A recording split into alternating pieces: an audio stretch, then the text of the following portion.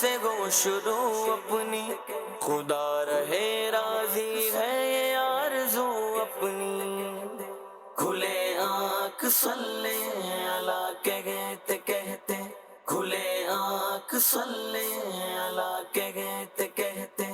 الحمدللہ رب العالمین، الصلاة والسلام علی سید الانبیاء والمرسلین، اما بعد فاعوذ باللہ من الشیطان الرجیم، بسم اللہ الرحمن الرحیم، الصلاة والسلام علیک یا رسول اللہ وعلی آلک واصحابک یا حبیب اللہ، الصلاة والسلام علیک یا نبی اللہ وعلی آلک واصحابک یا نور اللہ۔ آقا نامدار مدنی تاجدار صلی اللہ تعالی علیہ وآلہ وسلم نے ارشاد فرمایا کہ جب تم مرسلین علیہ السلام پر درود پاک پڑھو تو مجھ پر بھی پڑھو، بے شک میں تمام جہانوں کے رب کا رسول ہوں۔ صلو علی الحبیب صلی اللہ تعالی علی محمد صلی اللہ علیہ وسلم، صلاۃ و سلاما علیک یا سید یا رسول اللہ۔ آئیے اللہ تبارک و تعالیٰ کے پاکیزہ کلام کی تلاوت ترجمے کے ساتھ سماعت فرمائیے۔ اعوذ باللہ من الشیطان الرجیم، میں اللہ تعالیٰ کی پناہ میں آتا ہوں شیطان مردود سے۔ بسم اللہ الرحمن الرحیم، اللہ کے نام سے شروع جو نہایت مہربان رحم والا۔ والصافات صفا، قسم ان کی کہ باقاعدہ صف باندھیں۔ فالزاجرات زجرا، فالتالیات ذکرا، پھر ان کی کہ جھڑک کر چلائیں، پھر ان جماعتوں کی کہ قرآن پڑھیں۔ ان الہکم لواحد، رب السماوات والارض وما بینہما ورب المشارق، بے شک تمہارا معبود ضرور ایک ہے، مالک آسمانوں اور زمین کا اور جو کچھ ان کے درمیان ہے، اور مالک مشرقوں کا۔ انا زینا السماء الدنیا بزینۃ الکواکب، بے شک ہم نے نیچے کے آسمان کو تاروں کے سنگار سے آراستہ کیا، وحفظا من کل شیطان مارد، لا يسمعون إلى الملأ الأعلى ويقذفون من كل جانب، اور نگاہ رکھنے کو ہر شیطان سرکش سے عالم بالا کی طرف کان نہیں لگا سکتے، اور ان پر ہر طرف سے مار پھینک ہوتی ہے۔ دحورا ولهم عذاب واصب، انہیں بھگانے کو اور ان کے لیے ہمیشہ کا عذاب۔ إلا من خطف الخطفة فأتبعه شهاب ثاقب، مگر جو ایک آدھ بار اچک لے چلا تو روشن انگارہ اس کے پیچھے لگا۔ فاستفتهم أهم أشد خلقا أم من خلقنا إنا خلقناهم من طين لازب، تو ان سے پوچھو کیا ان کی پیدائش زیادہ مضبوط ہے یا ہماری، اور مخلوق آسمانوں اور فرشتوں وغیرہ کی، بے شک ہم نے ان کو چپکتی مٹی سے بنایا۔ بل عجبت ويسخرون وإذا ذكروا لا يذكرون، بلکہ تمہیں اچنبا آیا اور وہ ہنسی کرتے ہیں اور سمجھائے نہیں سمجھتے۔ وإذا رأوا آية يستسخرون وقالوا إن هذا إلا سحر مبين، اور جب کوئی نشانی دیکھتے ہیں ٹھٹھا کرتے ہیں اور کہتے ہیں یہ تو نہیں مگر کھلا جادو۔ أإذا متنا وكنا ترابا وعظاما أإنا لمبعوثون، کیا جب ہم مر کر مٹی اور ہڈیاں ہو جائیں گے کیا ہم ضرور اٹھائے جائیں گے؟ أَوَآبَاؤُنَا الْأَوَّلُونَ قُلْ نَعَمْ وَأَنْتُمْ دَاخِرُونَ فَإِنَّمَا هِيَ زَجْرَةٌ وَاحِدَةٌ فَإِذَا هُمْ يَنظُرُونَ، اور کیا ہمارے اگلے باپ دادا بھی؟ تم فرماؤ ہاں، یوں کہ ذلیل ہو کے، تو وہ ایک ہی جھڑک ہے جبھی وہ دیکھنے لگیں گے۔ وقالوا يا ويلنا هذا يوم الدين اور کہیں گے ہائے ہماری خرابی۔ ان سے کہا جائے گا یہ انصاف کا دن ہے، هذا يوم الفصل الذي كنتم به تكذبون یہ ہے وہ فیصلے کا دن جسے تم جھٹلاتے تھے۔ احشروا الذين ظلموا وأزواجهم وما كانوا يعبدون من دون الله فاهدوهم إلى صراط الجحيم ظالموں اور ان کے جوڑوں کو اور جو کچھ وہ پوچھتے تھے اللہ کے سوا ان سب کو ہانکو راہ دوزخ کی طرف۔ وقفوهم إنهم مسؤولون ما لكم لا تناصرون اور انہیں ٹھہراؤ، ان سے پوچھنا ہے تمہیں کیا ہوا، ایک دوسرے کی مدد کیوں نہیں کرتے؟ بل هم اليوم مستسلمون وأقبل بعضهم على بعض يتساءلون بلکہ وہ آج گردن ڈالے ہیں اور ان میں ایک نے دوسرے کی طرف منہ کیا آپس میں پوچھتے ہوئے۔ قالوا إنكم كنتم تأتوننا عن اليمين قالوا بل لم تكونوا مؤمنين بولے تم ہماری داہنی طرف سے بہکانے آتے تھے، جواب دیں گے تم خود ہی ایمان نہ رکھتے تھے۔ وما كان لنا عليكم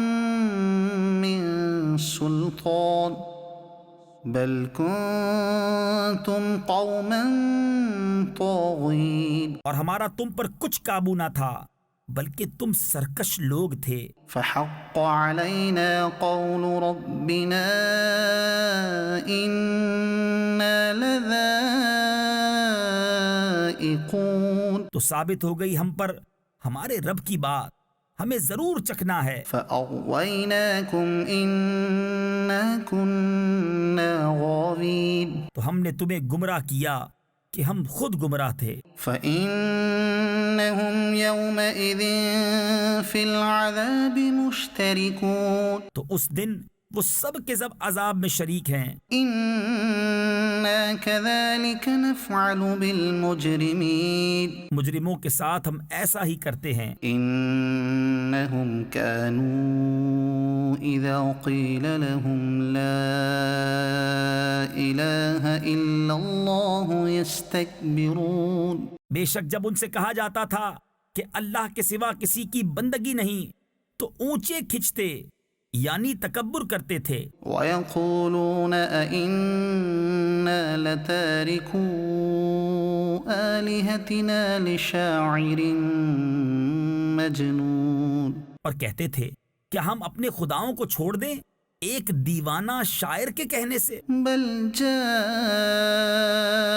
بالحق وصدق المرسلين بلکہ وہ تو حق لائے ہیں اور انہوں نے رسولوں کی تصدیق فرمائی۔ إنكم لذائق العذاب الأليم بے شک تمہیں ضرور دکھ کی مار چکھنی ہے، وما تجزون إلا ما كنتم تعملون تو تمہیں بدلہ نہ ملے گا مگر اپنے کیے کا۔ إلا عباد الله المخلصين أولئك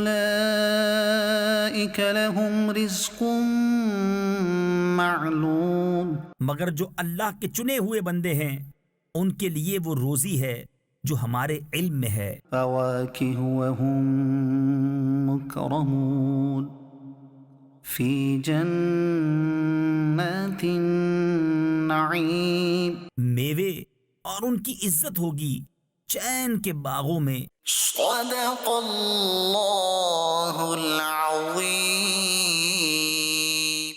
اللہ تعالیٰ قرآن کریم کی برکتیں ہم سب کو عطا فرمائے اور ہمیں عافیتیں سلامتیاں عطا فرمائے اور قرآن کریم کے احکامات کے مطابق مالک کریم ہمیں زندگی گزارنے کی توفیق عطا فرمائے۔ مدنی چینل کے ناظرین، انسان کی زندگی میں کچھ باتیں ہوتی ہیں اور کچھ حقیقتیں ہوتی ہیں۔ کچھ چیزوں کا تعلق ہوتا ہے باتوں سے، ان کا حقیقت سے تعلق نہیں ہوتا، اور جو حقیقت ہوتی ہے اس کا ایک اپنا وجود ہوتا ہے جس کا انکار نہیں کیا جا سکتا۔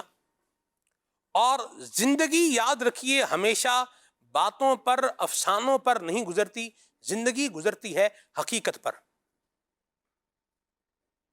حقیقت کو ڈینائی نہیں کیا جا سکتا، حقیقت کو بناوٹ کی اصولوں سے چھپایا نہیں جا سکتا۔ انسان کی ڈیزائر، اس کی خواہشات، ان کی ایک اپنی بات ہے، اور اس کو ملنا کیا ہے یہ ایک الگ معاملہ ہے۔ اور ایک دنیا کی حقیقت، زندگی کی حقیقت یاد رکھنی چاہیے کہ انسان کو سب کچھ نہیں ملتا۔ جی ہاں، یہ بھی ایک حقیقت ہے۔ انسان کی بہت ساری خواہشیں ہوتی ہیں، خواہشوں کے حوالے سے تو کہنے والے یہ کہہ گئے کہ ہزاروں خواہشیں ایسی کہ ہر خواہش پہ دم نکلے۔ ویسے میں آپ کو اپنا ایک ذاتی جو ہے وہ جو ویو ہے وہ بتانا چاہوں تو وہ یہ ہے کہ جس پر دم نکلے نا، وہ تو ایک خواہش بھی نہیں ہونی چاہیے۔ بھئی دم ہی نکل گیا تو پیچھے بندے نے کیا رہ جانا۔ زندگی ہے تو بندہ ذلت بھی محسوس کر سکتا ہے اور عزت بھی محسوس کر سکتا ہے، خوشی بھی محسوس کر سکتا ہے اور غم بھی محسوس کر سکتا ہے، سکھ بھی محسوس کر سکتا ہے اور دکھ بھی محسوس کر سکتا ہے۔ اور جب دم ہی نکل گیا ہے اب کیا ہے؟ اب تو پھر کچھ بھی نہیں ہے۔ تو ایسی تو ایک بھی نہیں ہونی چاہیے کہ جو دم نکال دے، لیکن اشعار ہیں، شاید بعض اوقات کہنے والا، شعر کہنے والا آزاد ہی ہوتا ہے، جو چاہے کہہ ڈالے، اللہ عافیت پر سلامتی عطا فرمائے۔ لیکن کہا یہی جاتا ہے کہ ہزاروں خواہشیں ایسی کہ ہر خواہش پہ دم نکلے، بہت نکلے میرے ارمان۔ آپ ذرا دیکھیں کہ یہ شعر کے ناشکری کے کس لیول پر پہنچا رہا ہے۔ بہت نکلے میرے ارمان، لیکن پھر بھی بہت نکل گئے ہیں، پھر بھی کیا ہے؟ کم ہی ہے۔ اللہ عافیت عطا فرمائے۔ ایسے بندے کی زندگی میں سکون آنے والا ہے نہیں، یہ میں آپ کو بتا دوں۔ اتنا کچھ مل گیا ہے پھر بھی کیا کہہ رہا ہے؟ کم ہی ہے۔ بہت کا اعتراف پہلے کر لیا، پھر کیا کر دیا؟ انکار کر دیا۔ اللہ ہمیں عافیت عطا فرمائے۔ سب کچھ نہیں ملتا، یہی آج کے ہمارے پروگرام کا عنوان اور موضوع ہے۔ یہ ایک حقیقت ہے جسے سمجھ جانا چاہیے، اور اسی کو انشاءاللہ ہم عنوان کو لے کر کے آگے چلیں گے۔ آئیے ابھی زبیر بھائی سے ہم کلام سنتے ہیں۔ صلو علی الحبیب صلی اللہ تعالی علی محمد۔ تو شمع رسالت ہے، عالم تیرا پروانہ، تو شمع رسالت ہے، عالم تیرا پروانہ، تو ماہ نبوت ہے، اے جلوہ جانا، تو ماہ نبوت ہے، اے جلوہ جانا، جو ساقی کوثر کے چہرے سے نقاب اٹھے، جو ساقی کوثر کے چہرے سے نقاب اٹھے، ہر دل بن میں خانہ، ہر آنکھ ہو پیمانہ، ہر دل بن میں خانہ، ہر آنکھ ہو پیمانہ، تو شمع رسالت ہے، عالم تیرا پروانہ، دل اپنا چمک اٹھے،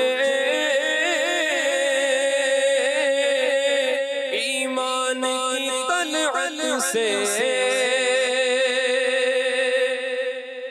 دل اپنا چمک اٹھے، ایمان کی طلعت سے کر آنکھ بھی نورانی، اے جلوے جانانا، کر آنکھ بھی نورانی، اے جلوے جانانا، اے جلوے جانانا، اے جلوے جانانا، کر آنکھ بھی نورانی، اے جلوے جانانا، سرشار مجھے کر دے ایک جام لبالب سے، سرشار مجھے کر دے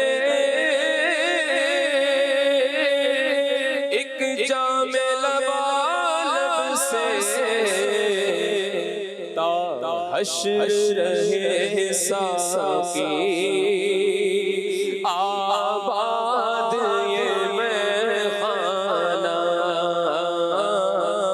تا حشر رہے ساقی آباد یہ میخانہ،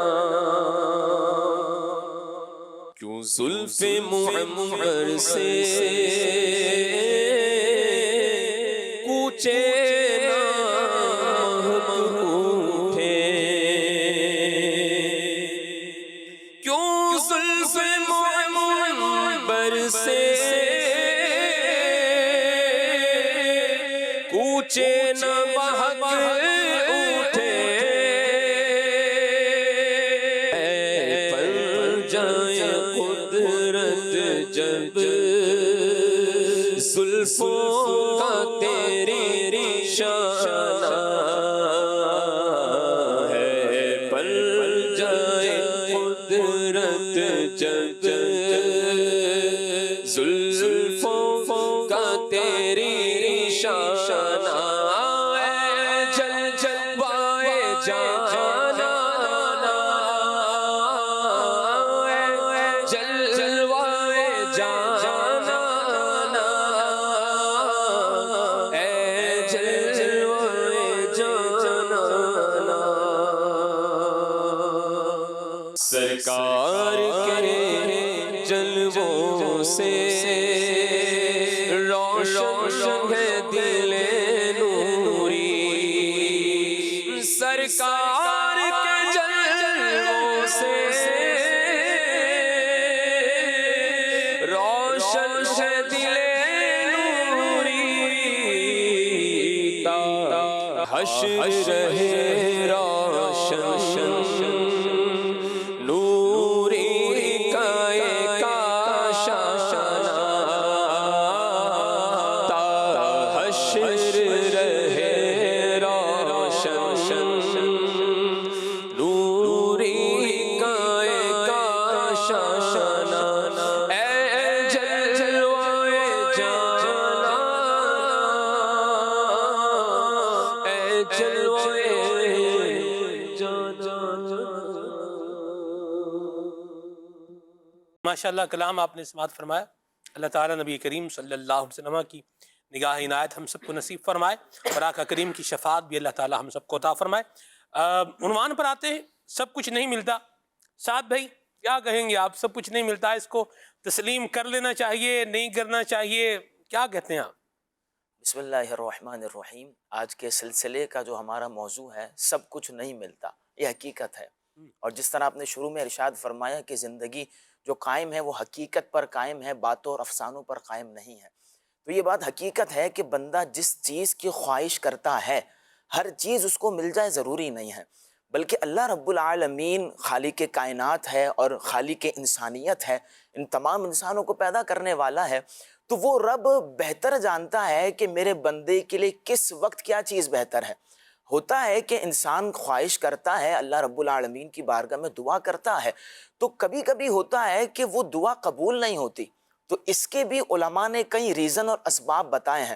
اس میں سے ایک یہ بھی ہے کہ وہ چیز آپ کے لیے بہتر نہ ہو تو اللہ رب العالمین نے وہ آپ کو عطا نہیں فرمائی، اور ایک سبب یہ بھی ہے کہ آپ نے دعا تو کی لیکن آپ کو وہ چیز مل نہیں رہی، تو اب اس کا یہ مطلب نہیں ہے کہ آپ کی دعا قبول نہیں ہو رہی، بلکہ کبھی کبھی ایسا بھی ہوتا ہے کہ بندہ خواہش کا مطالبہ کر رہا ہوتا ہے اللہ رب العالمین کی بارگاہ سے، لیکن اللہ رب العالمین کو اس کا مانگنا پسند آ رہا ہوتا ہے، تو پھر فرشتوں کو کہا جاتا ہے کہ فرشتوں ابھی اس کو نہ دو، ٹھہر جاؤ، یہ مجھ سے مانگ رہا ہے تو اس کا مانگنا مجھے پسند آ رہا ہے۔ تو دنیا کے اندر بندہ جو خواہش کرے ہر چیز مل جائے یہ ضروری نہیں ہے، بلکہ انسان اور جو مسلمان ہے اس کو چاہیے کہ رب جس حال میں رکھے اس حال میں راضی رہنا چاہیے، کہ رب کائنات نے ہمیں جب نعمتیں دی ہیں تو اس نعمت کے ملنے پر شکر ادا کرے، اور اگر اسی رب کی طرف سے آزمائش میں مبتلا کر دیا جائے یا کچھ آزمائشیں آ جائیں، کچھ مصیبتیں آ جائیں تو اس پر صبر کرے۔ اور پھر جب بندہ یہ کام کرتا ہے تو پھر حدیث پاک کے اندر نبی کریم رؤوف الرحیم صلی اللہ علیہ وسلم نے بڑی کمال بات ارشاد فرمائی، اور ڈھارس بندانے والی حدیث پاک ہے کہ آج دیکھیں کہ بہت سارے لوگ ہیں جو مال کی کمی کے حوالے سے رو رہے ہیں، کہ جو کام کرنے والے ان کی سیلری بھی پوری نہیں ہو رہی، مہینہ اختتام پر ہوتا ہے، پیسے ختم ہو جاتے ہیں، جو بزنس کر رہا ہے اس کا بزنس بھی صحیح نہیں چل پا رہا، بے روزگاری بہت ہے۔ تو اب یہ جو حدیث پاک ہے اگر ہم اس کو پڑھ لیں اور اللہ کی رضا پر راضی رہیں، قیامت والے دن بینیفٹ کیا ملے گا؟ نبی کریم رؤوف الرحیم صلی اللہ علیہ وسلم نے ارشاد فرمایا، جو دنیا کے اندر اللہ کے دیے ہوئے تھوڑے رزق پر راضی ہو جائے گا، قیامت والے دن اللہ اس کے تھوڑے عمل پر راضی ہو جائے گا۔ اللہ اکبر، کیسی کمال حدیث پاک ہے کہ بندہ دنیا کے اندر ہے، مال کم ہے نا، مہینہ اختتام پر ختم ہو رہا ہے مال، لیکن اس پر بھی اللہ رب العالمین کی رضا پر راضی ہو جائے۔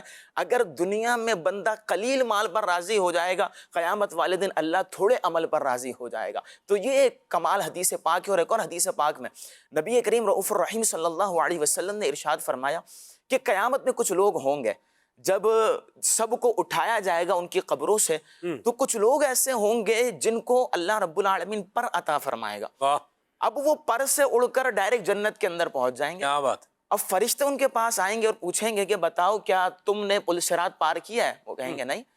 جہنم کو دیکھا ہے؟ کہیں گے نہیں۔ حساب کتاب دیا ہے؟ کہیں گے نہیں۔ تو فرشتے کہیں گے نہ تم نے پل صراط کو پار کیا، نہ جہنم کا معائنہ کیا، نہ تم نے حساب کتاب دیا، ایسی جنت کے اندر آ گئے، کس کی امت ہو؟ وہ کہیں گے کہ ہم حضرت سیدنا محمد مصطفیٰ صلی اللہ علیہ وسلم کے امتی ہیں۔ تو وہ فرشتے کہیں گے کہ تم ایسا کیا عمل کرتے تھے کہ پر ملے قبر سے اٹھتے ڈائریکٹ جنت میں پہنچ گئے؟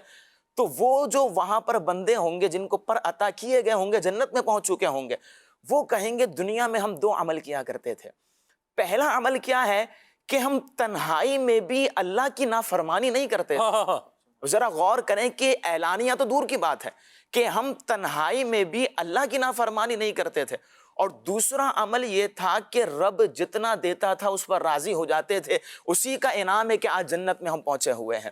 تو یہ ایک کمال چیز ہے کہ دنیا کے اندر ہم یہ نہ دیکھیں کہ جناب ہماری خواہشات یہ پوری نہیں ہوئی، میں نے یہ مانگا تھا مجھے یہ نہ ملا، بلکہ آپ اللہ کی بارگاہ میں عرض کریں کہ میرے مالک تو نے مجھے جس حال میں رکھا ہے، اگر تو اس سے راضی ہے تو تیرا بندہ بھی تجھ سے راضی ہے۔ صحابہ کا بھی تو یہ انعام تھا نا کہ ہم ان کی شان کو بیان کرتے ہیں تو ہم ان کی فضیلت بیان کرتے ہیں کہ اللہ نے ارشاد فرمایا رضی اللہ عنہم ورضوا عنہ، کہ اللہ ان سے راضی، وہ اللہ سے راضی، تو وہ اللہ سے کیسے راضی؟ ہم دیکھیں کہ نبی کریم رؤوف الرحیم صلی اللہ علیہ وسلم کے زمانے میں صحابہ کرام کچھ ایسے تھے جو غربت بہت تھی، یہاں تک کہ اوپر پہننے کی چادر بھی نہیں ہوا کرتی تھی، لیکن اس کے باوجود وہ صحابہ اللہ کی بارگاہ میں یہ عرض کرتے تھے کہ میرے مالک اگر تو نے مجھے اس حال میں رکھا ہے اور تو راضی ہے تو تیرا بندہ بھی راضی ہے۔ رضا مولا از ہما اولا، یعنی اللہ کی رضا ہر کام سے جو ہے مقدم ہے، ہر بات سے مقدم ہے۔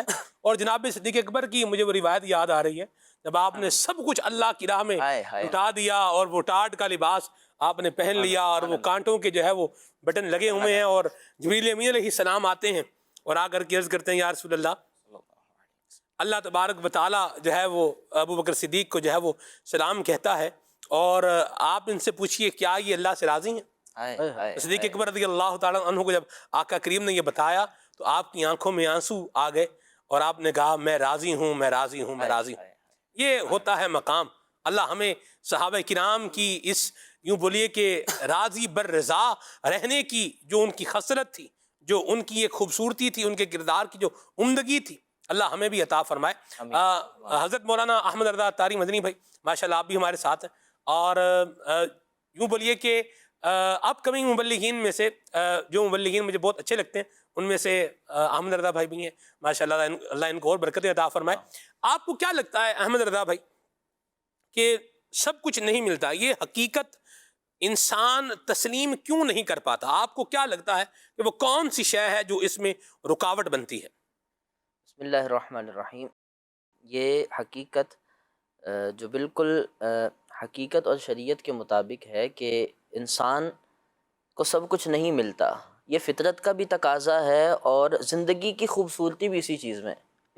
اگر اس طرح سے دیکھا جائے اس بات کو کہ وہ جو جناب سیدنا مولا علی کرم اللہ تعالیٰ وجہ الکریم کا وہ بڑا مشہور مقولہ ہے، آپ کا فرمان ہے کہ میں نے اپنے ارادوں کی شکست سے، ناکامیوں سے اپنے رب کو پہچانا ہے۔ ارادے کچھ ہیں، عزم کچھ ہیں، کرنا کچھ چاہتے ہیں، کچھ مل جائے یہ خواہش ہے، لیکن پھر بھی نہ ہو تو یہ ایک چیز اللہ تعالیٰ جل جلالہ کی ذات پر اور یقین بڑھاتی۔ کوئی تو ہے جو میرے ارادے جو ہے وہ پورے نہیں ہونے دیتا، جس کی چلتی ہے میری نہیں چلتی، جس کا حکم چلتا ہے۔ پھر دوسری بات اس حوالے سے کہ سب کچھ نہیں ملتا، اس کی جو وجہ ہے اصل یہ ہے، خاص طور پہ مسلمان جس کا یقین ہے اس بات پر کہ وہ حدیث مبارکہ جس کے اندر نبی پاک علیہ الصلاۃ والسلام نے بنی آدم انسان کے تخلیق کے مراحل کو بیان کیا کہ انسان جب اپنے ماں کے پیٹ میں ہوتا ہے تو 40 دن تک اس حالت میں، پھر 40 دن تک اس حالت میں، پھر 40 دن تک اس حالت میں، پھر اس میں روح پھونکی جاتی ہے، پھر اللہ تعالیٰ ایک فرشتے کو بھیجتا ہے، یؤمر باربع کلمات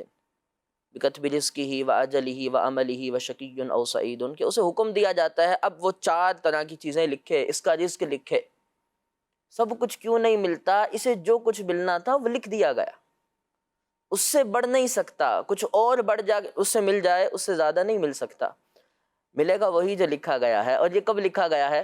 ابھی وہ دنیا میں آیا نہیں، دنیا میں اس نے آنکھیں نہیں کھولیں، اللہ پاک جل جلالہ نے فرشتے کو حکم دیا اور اس نے یہ لکھ دیا ہے، تقدیر الہی میں آ گیا، اس وجہ سے سب کچھ نہیں ملتا۔ اب رہی بات یہ، انسان اس حقیقت کو تسلیم نہیں کر پاتا، اس کے چند عوارض ہیں، اس کی چند وجوہات ہیں۔ ایک تو یہ کہ وقان الانسان قطورا، کہ انسان یہ بڑا کنجوس ہے، اور روایتوں میں نبی پاک علیہ الصلوۃ والسلام کے فرامین کا مضمون ملتا ہے کہ جو ابن آدم ہے اس کے پیٹ کو قبر کی مٹی کے سوا کوئی چیز نہیں بھر سکتی، طمع، لالچ، حرص، طلب اور مل جانے کے حل میں مزید کی خواہش، یہ اس کی فطرت میں ہے اور یہ نہیں بھرے گی۔ صرف ایک ہی چیز بھر سکتی ہے، زندگی بھر یہ چیز رہنی ہے، انسان جب سے پیدا ہوا ہے تب سے لے کر آخر تک یہ رہنا ہے، طول عمل ہے، لمبی امیدیں ہیں، خواہشات ہیں، اور پھر اس میں بڑی چیز جو ہوتی ہے اس کا عمل دخل حرص کا ہوتا ہے،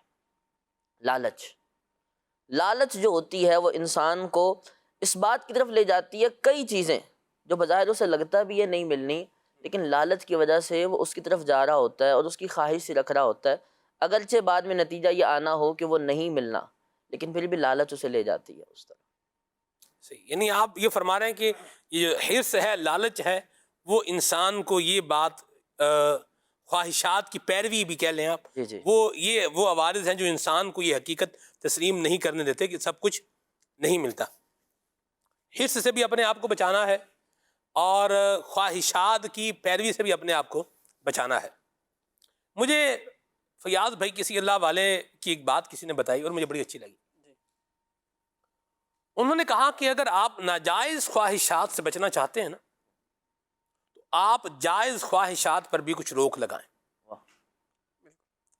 اور آپ اس کو حضرت امام غزالی رحمۃ اللہ تعالی علیہ کی کتابوں میں پڑھیں، اتباع شہوات کے عنوان پر اگر آپ پڑھیں تو اس میں آپ کو بالکل جو ہے وہ ملے گا کہ جو بندے کے نفس کی خواہش ہے اگر یہ اسے ترک کر دے کھانا کھانے کی خواہش ہے، طرح طرح کے کھانے کھانے کی خواہش ہے، اور یہ ان کو جو ہے وہ رضائے الہی کے لیے کیا کرتا ہے؟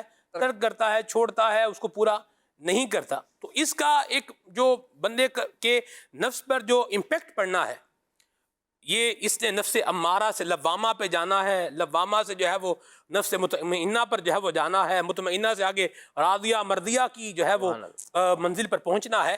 تو یہ چیزیں کیا کرتی ہیں؟ بندے کو ہیلپ آؤٹ جو ہے وہ کرتی ہیں۔ اچھا یہ بتائیں فیاض بھائی، جیسے احمد رضا بھائی نے بھی جو ہے وہ حرص کے بارے میں بتایا ہے، حرص ہے، لالچ ہے، یہ انسان کو یہ حقیقت تسلیم کرنے سے کیا کر دیتی ہے؟ روک دیتی ہے، اور بندہ لالچ کی وجہ سے، یوں بولیں کہ گریڈنس بندے کے مزاج میں جو ہوتی ہے، اور آگے سے آگے، آگے سے آگے، آگے سے آگے حال میں مزید طرف جاتا ہے۔ اس کی کتنی اقسام ہیں؟ ذرا کچھ حرص کے حوالے سے تفصیلی ارشاد فرمائیں۔ جی بسم اللہ الرحمن الرحیم۔ حرص عموماً 3 طرح کی ہوتی ہے۔ ایک وہ حرص کہ جو محمود ہوتی ہے، یعنی کہ اچھی حرص، جیسے کہ علم دین کی طلب کی حرص کرنا، اور اسی طرح عبادت کا جو حرص ہے، یہ ساری چیزیں جو ہیں حرص محمود ہیں۔ جبکہ حرص کی ایک اور قسم ہے حرص مذموم۔ پہلی حرص محمود اچھی حرص، اور دوسری مذموم حرص، کہ وہ حرص کے جو گناہوں کے چکر میں ہو، وہ حرص مذموم ہے۔ اور ان دونوں کے درمیان میں حرص کی ایک قسم ہے کہ جو حرص مباح ہے، یعنی کہ اصلاً تو اس میں کوئی برائی یا اچھائی نہیں ہوتی، لیکن اگر اس میں محمود نیت ہو، اچھی نیت ہو، تو نیت کی بنیاد پر وہ بھی اچھی بن جائے گی، یا پھر بری نیت ہو تو اس بنیاد پر وہ حرص مذموم کہلائے گی۔ تو حدیث پاک میں فرمایا گیا ہے کہ انسان اتنا حریص ہوتا ہے مال کا، مال صرف حرص جو ہے مال میں نہیں ہوتا، حرص مال میں بھی ہوتا ہے، دولت، اس میں عہدے میں، تمام چیزیں، بہت ساری انسان کی زندگی سے متعلقہ چیزیں ہیں کہ جن میں حرص ہوتا ہے۔ تو مال میں جو حرص ہے اس کی مذمت پر نبی پاک صلی اللہ علیہ وسلم نے ارشاد فرمایا، لو ان لابن آدم وادیا من ذہب، اگر ابن آدم کے پاس سونے کی ایک وادی ہو، احب ان یکون لہ وادیان، وہ چاہے گا کہ ایک کیوں، میرے پاس ایک کے بجائے 2 سونے کی وادیاں ہوں۔ حضور علیہ الصلوۃ والسلام نے آگے ارشاد فرمایا، وَلَن يَمْلَأَ فَاهُ إِلَّا التُّرَابُ، لیکن ابن آدم کا یہ حرص ہی رہے گا، اور اس کے پیٹ کو قبر کی مٹی بھرے گی۔ تو اسی طرح ایک اور روایت میں نبی پاک علیہ الصلوۃ والسلام نے ارشاد فرمایا کہ اِنَّ لِكُلِّ أُمَّةٍ فِتْنَةٌ، ہر امت کا کوئی نہ کوئی فتنہ ہوتا ہے، وَفِتْنَةُ أُمَّتِي الْمَال، جبکہ میری امت میں جو فتنہ ہوگا وہ مال کا فتنہ ہوگا۔ جیسے قرآن مجید میں فرمایا گیا کہ الہاکم التکاثر، کہ مال کی زیادہ طلبی نے تمہیں فتنے میں ڈال دیا۔ حضرت مطرف رضی اللہ تعالیٰ عنہ صحابی رسول ہیں، فرماتے ہیں کہ نبی پاک علیہ الصلوۃ والسلام نے ارشاد فرمایا کہ انسان کہتا ہے کہ ہائے میرا مال، ہائے میرا مال، ہائے میرا مال، جبکہ اس کا مال وہ ہے کہ جو اس نے کھا کر گویا کہ ہضم کر دیا، اور پہن کر بوسیدہ کر دیا، یا صدقہ کر کے اللہ کی راہ میں اس نے آگے اپنے لیے نیک اعمال کا ایک گویا کہ سلسلہ جاری کیا۔ تو سب کچھ نہیں ملتا۔ حرص انسان جس قدر رکھتا ہے دنیا میں، تو وہ حرص جو لالچ ہے وہ ختم کبھی نہیں ہوتی۔ تو اس حوالے سے چاہیے یہ کہ ہم اللہ رب العالمین کے فرامین اور اللہ کے رسول صلی اللہ علیہ وسلم کے فرامین کے تحت اپنے حرص کو کنٹرول کریں، اور اگر ہم حرص رکھیں بھی تو کم از کم نیک اور اچھے کاموں میں حرص رکھیں، اور نیکی کے کاموں میں ہم لالچ رکھیں اور آگے بڑھیں، اور دنیاوی کاموں میں یا مال کے پیچھے بھاگنے میں ہماری عمر گزر جائے گی، سب کچھ فنا ہو جائے گا، لیکن ہم یہ حاصل نہیں کر پائیں گے۔ اللہ ہمارے حال پر رحمت فرمائے۔ حضرت شیخ رجب دیب رحمۃ اللہ تعالی علیہ نے ایک مقام پہ ارشاد فرمایا، وہ فرماتے ہیں کہ دین کی مثال سورج کی سی ہے، اور دنیا کی مثال سائے کی سی ہے۔ سورج اگر آدمی اپنے آگے لے آئے، یعنی دین کو آگے رکھے، سورج کو آگے لے آئے، تو سایہ کیا ہو جائے گا؟ پیچھے۔ اب بندہ جتنا بھاگتا جائے گا، یہ سایہ اس کی کیا ہے؟ پیچھے پیچھے آتا جائے گا۔ اور اگر بندہ سورج کو اپنے پیچھے لے جائے، دین کو کیا کر گیا ہے؟ پیچھے لے گیا ہے، تو سائے نے کیا کرنا ہے؟ دنیا جو ہے اس نے کیا کرنا ہے؟ آگے آ جانا ہے۔ اب بندہ بھاگتا جائے، سایہ پکڑائی دینے والا نہیں ہے، بندہ بھاگتا جائے گا اور سایہ کیا ہے؟ آگے سے آگے جاتا جائے گا۔ تو ہمیں جو کرنے والا کام ہے وہ یہ ہے کہ ہمیں اپنی آخرت کو آگے رکھنا ہے اور اپنے آپ کو نیکیاں کرنے کا حریص بنانا ہے، علم دین سیکھنے کی جو ہے اپنے طلب پیدا کرنی ہے۔ ٹریک یاد رکھیے، ٹرین کا ٹریک ہے نا، جیسے میں آپ کو عرض کروں اپ ہوتا ہے ڈاؤن ہوتا ہے، ساتھ ساتھ تقریباً چل رہا ہوتا ہے۔ آپ یہاں کراچی سے روانہ ہوں حیدرآباد جائیں تو آپ کو ٹرین کا ٹریک اپ اینڈ ڈاؤن ساتھ ساتھ چلے گا، لیکن ایک اپ ہے اور ایک کیا ہے، ڈاؤن ہے۔ ایک کراچی سے کہاں جا رہا ہے، حیدرآباد، اور ایک کیا ہے، حیدرآباد سے کہاں آ رہا ہے، کراچی آ رہا ہے۔ ٹریک ایک جیسا ہے، ساتھ ساتھ ہے، لیکن دونوں کی منزل میں یوں بولیے اور ان پہ چلنے میں کیا ہے، فرق ہے۔ ایک پہ آپ نے چلنا ہے اور آپ نے حیدرآباد پہنچنا ہے، دوسرے پہ حیدرآباد سے چلنا ہے کہاں آ جانا ہے، کراچی آ جانا ہے۔ اسی طرح سڑکیں جو ہیں یہ بھی عموماً بعض اوقات جو ٹریفک کا آپ نظام دیکھیں، سڑکیں بھی ساتھ ساتھ چل رہی ہیں۔ موٹر وے ہے جیسے آپ لے لیں، یہی کراچی سے حیدرآباد والا M9 لے لیں آپ، اس کی ایک جانب پر آپ اگر ٹریول کریں گے تو یہ آپ کو کراچی سے حیدرآباد لے کر جائے گا، اور بالکل ساتھ ہی سڑک ہے، آپ صرف کیا کر لیں، سائیڈ چینج کر لیں، سائیڈ بھی چینج ہوگی، گاڑی کا رخ بھی کیا ہو جائے گا، چینج ہو جائے گا، منزل بھی کیا ہو جائے گی، چینج ہو جائے گی۔ تو حرص جو ہمارے اندر پائی جا رہی ہے اس کا یوں بولیے کہ ٹریک جو ہے وہ چینج کرنے کی ضرورت ہے، اس کو دنیا سے ہٹا کر اس کو آخرت کی جانب کیا ہے، یہ ڈائیورٹ کرنے کی ضرورت ہے۔ ٹرین ہے نا، ٹرین میں ایک کانٹا ہوتا ہے، وہ کانٹا بدلتے ہیں تو ٹرین ٹریک کیا کر دیتی ہے، چینج کر لیتی ہے، اور وہ بالکل چھوٹا سا یوں دیکھیں گے وہ ہوتا ہے فرق پٹڑی کے اندر، جیسے یوں ہوگا تو ٹرین یہاں چلی جائے گی اور وہ یوں آ کے مل جائے گا تو یہ والا ٹریک چھوڑ کر کیا آ جائے گی، ادھر آ جائے گی۔ ٹریک دیکھیں، کانٹا چینج کیا، ٹریک چینج ہو گیا، ٹریک چینج ہو گیا، منزل کیا ہو گئی، چینج ہو گئی۔ تو ہمیں بھی اس حرص کا ٹریک کیا کرنا پڑے گا، چینج کرنا پڑے گا۔ اللہ ہمیں عافیت اور سلامتی کا عطا فرمائے۔ بہرحال لالچ، دنیاوی مال کا لالچ، اس میں تباہی ہے۔ امیر سنت نے کتنی پیاری بات لکھی ہے، آپ فرماتے ہیں تجھ کو مل جائے گا جو قسمت میں، تجھ کو مل جائے گا جو قسمت میں، تیری رزق حلال رکھا ہے،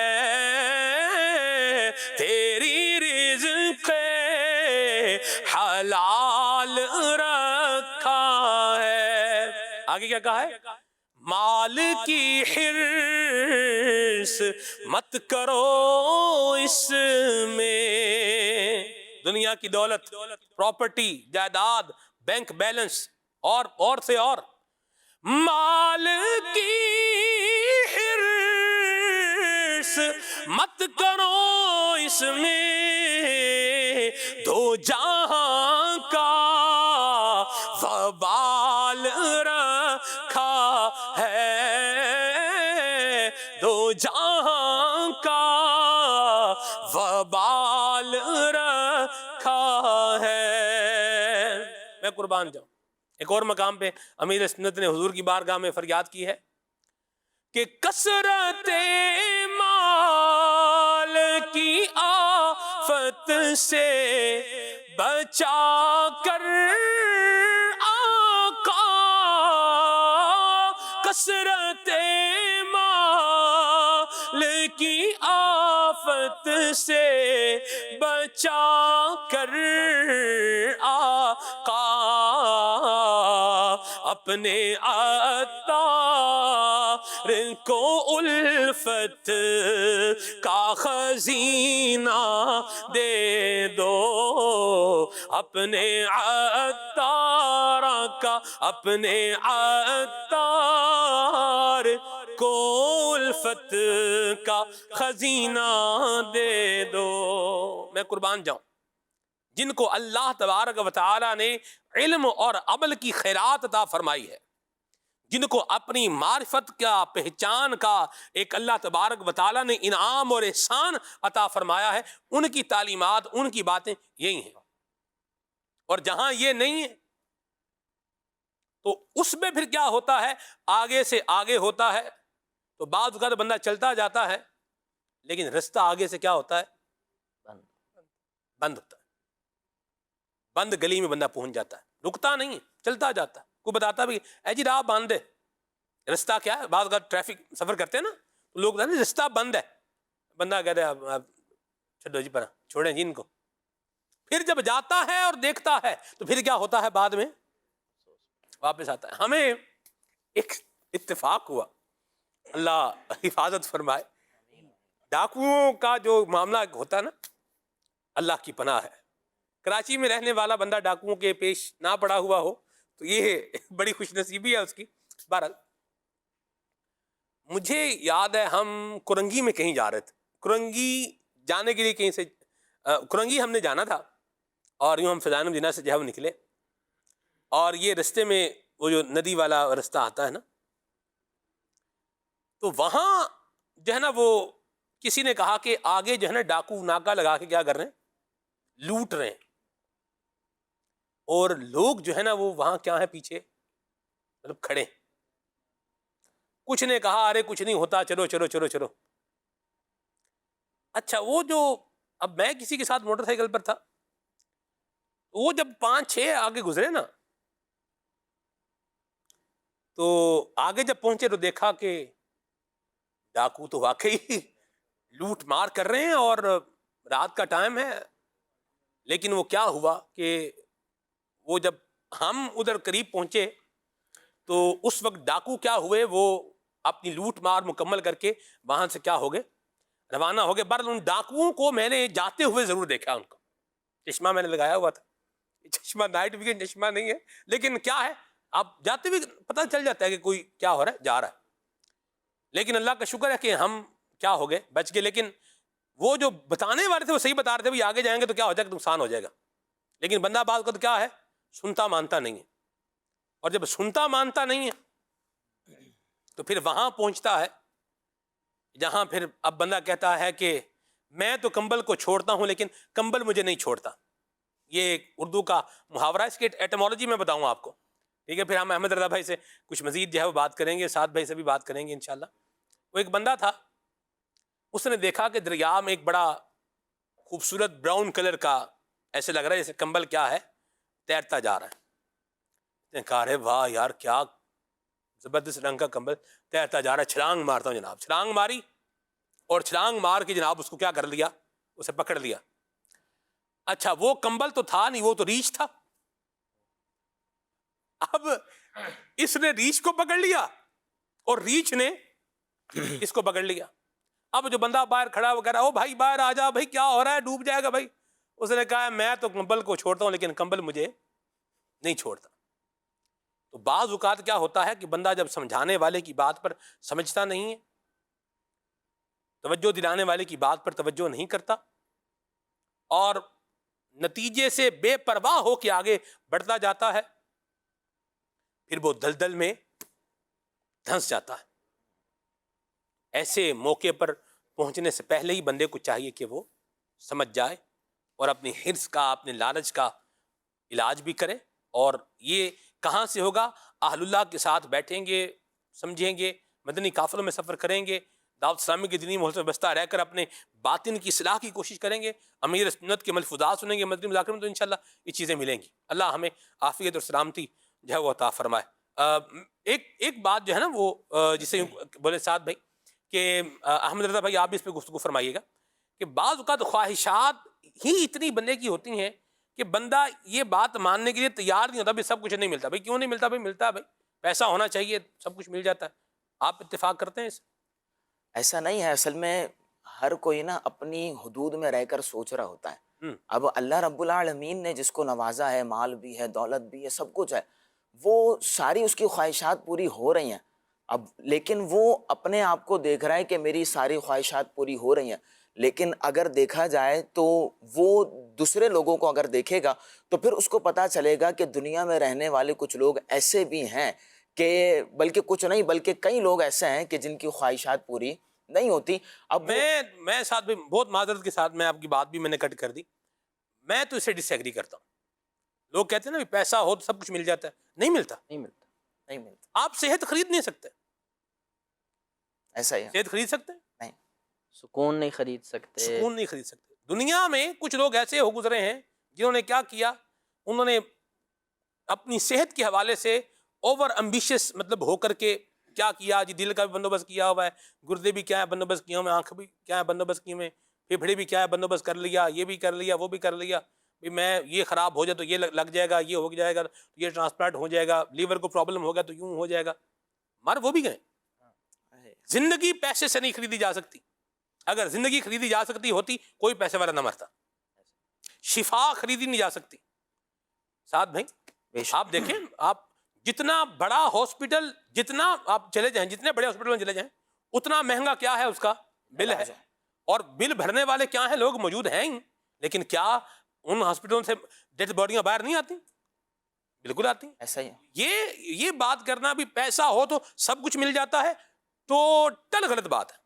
تو آپ جب ایک بات کرتے ہیں اس کا ڈینائل پروف کرنے کے لیے ایک ایگزامپل بھی کیا ہوتا ہے کافی ہوتا ہے. ساتھ بھی کیا کہتے ہیں آپ احمد رضا بھائی، آپ بھی گفتگو فرمائیں. جی بالکل اسی طرح ہے کہ یہ جو دنیا ہے نا، اسے حدیثوں میں کہا گیا ہے کہ رنگین دکھتی ہے.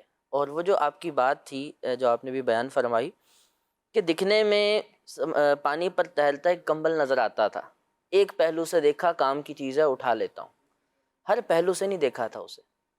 بعض اوقات بلکہ بہت مرتبہ انسان کو بہت سی چیزیں بھا جاتی ہیں، اچھی لگتی ہیں، پہلی نظر میں یا جلد فیصلہ لینے میں وہ ان چیزوں کو اپنانے کی بھی کوشش کرتا ہے، لیکن جیسے ہی قریب جاتا ہے تو وہ ریچھ والی مثال نظر آتی ہے، وہ الٹا اسی کے گلے پڑ جاتی ہے، الٹا اسی کو اذیت دیتی ہے. مثال دی جاتی ہے کہ بادشاہ تھا، ساری عیش و عشرت تھی، سارے مال، سارے خزانے، ساری تجوریاں بھری ہوئی تھی، لیکن سکون نہیں تھا زندگی میں. اب دنیا ساری کہتی ہے یار یہ مال والا ہے تو اس کے تو مزے، بڑی موج ہے، بڑی موج ہے، خدام بھی آگے پیچھے ہیں، جو چاہتا ہے وہ پہن لیتا ہے، جو چاہتا ہے وہ کھا لیتا ہے، جہاں چاہتا ہے وہاں کا رخت سفر باندھ کر نکل جاتا ہے، پھر آگے پیچھے ٹھاٹ باٹ بھی ہے، سب کچھ ہے. لیکن اسے سکون کی تلاش جب وہ اس میں نکلا نا تو اس نے کسان کو دیکھا گاؤں میں،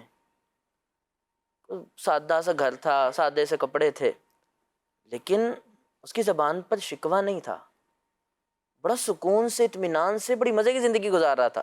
تو بادشاہ کو اس پہ بڑا رشک آیا کہ میرے پاس سب ہونے کے باوجود دنیا سمجھتی ہے کہ میں سب کچھ حاصل کر چکا ہوں، لیکن مجھے یہ پتہ ہے نا میں سکون حاصل نہیں کر سکا. اور اسی طرح ایک مثال ہے بڑی خوبصورت، ایک بزرگ رحمۃ اللہ تعالی علیہ کہ عالم دین بزرگ اور شاگردوں کے ہمراہ تھے. شاگردوں نے دیکھا کمال کی ہستی ہے، کبھی شکوہ سنا ہی نہیں، کبھی زبان سے کوئی اس طرح کے الفاظ سنے ہی نہیں، یہ بھی کہتے ہوں کہ مجھے یہ چیز چاہیے یا یہ نہیں ملا تو اس پر افسوس کرتے ہوں. پوچھا کہ اتنی پیاری زندگی کیسے ہے؟ بزرگ بڑا پیارا جواب دیتے ہیں، مجھے بڑا پسند آیا. ارشاد فرماتے ہیں کہ میں جب کسی چیز کو کسی کے پاس دیکھتا ہوں نا تو یہ سمجھ لیتا ہوں یہ چیز میری نہیں ہے، واہ، اور جو کچھ میرے پاس ہے وہی سب کچھ ہے. واہ واہ، جو میرے پاس نہیں وہ میرا نہیں، جو میرے پاس ہے وہی سب کچھ ہے. یہ دو چیزیں ہیں مجھے سکون دے دیتی. کیا بات، اتنا خوبصورت یہ ہے زندگی کی حقیقت. جی جو آپ نے کیا کہا حقیقت، یہی بات قبلہ حاجی غفور صاحب نے ایک پروگرام میں کہی. فرماتے ہیں کہ بعض اوقات بندہ سوچتے ہیں چیز کے بارے میں نا، تو جو کسی کی جیب میں ہے وہ میرا نہیں ہے. اگر میرا ہوتا تو کس کے پاس ہوتا؟ میرے پاس. میری جیب میں ہوتا نا، میرے پاس. یہ اللہ کرے ہم حقیقت یہ سمجھ جائیں. واقعات یہ زندگی کا یوں بولیے کہ ایک دھارا کیا کر دیتے ہیں، درست کر دیتے ہیں، ایک ٹریک کیا کر دیتے ہیں، درست کر دیتے ہیں، ایک سبق کیا کرتے ہیں، سکھا دیتے ہیں. ہماری زندگی میں بعض اوقات رول نمبر 99 اپلائیڈ ہوتا ہے. یہ رول نمبر 99 کیا ہے؟ عبدالحبیب بھائی کیا بتا رہے ہیں؟ آئیے ذرا دیکھیے اور سنیے. کہ ایک بادشاہ تھا. بادشاہ تو بادشاہ ہوتا ہے، اس کے پاس بہت سارا سامان ہوتا ہے، محل بھی تھا تو سونے جواہرات بھی تھے، نعمتیں بھی تھیں. اس نے ایک بار اپنے وزیر کو بلایا کہ وزیر صاحب یہ بتاؤ کہ میں اتنا پیسہ، اتنا مال، اتنی دولت، پھر بھی مجھے نیند نہیں آتی، ٹینشن میں رہتا ہوں، اور یہ میرے غلام ان کے پاس کچھ بھی نہیں ہے، کھانے پینے کو بھی پورا نہیں ہوتا، مزے سے سوتے ہیں، مسکراتے رہتے ہیں، چہرے سے کتنے فریش نظر آتے ہیں، فرق کیا ہے ان کی اور ہماری لائف میں؟ تو وزیر نے بڑی کمال کی بات کی، کہا بادشاہ سلامت یہ بات سمجھنے کے لیے آپ کو فارمولا نمبر 99 سمجھنا ہوگا. بادشاہ نے کہا یہ کون سا فارمولا؟ کہا ابھی بتاتا ہوں. اس نے وزیر نے اس جو غلام تھا اس کو بلایا کہ ذرا ادھر آؤ. غلام آیا تو بادشاہ کو اس نے کہا کہ حضور آپ 100 اشرفیاں کی ایک تھیلی جو ہے اسے گفٹ دے دے. ٹھیک ہے, 100 اشرفیاں مینز گولڈ کوئن. تو بادشاہ نے 100 اشرفیوں کی تھیلی منگوائی.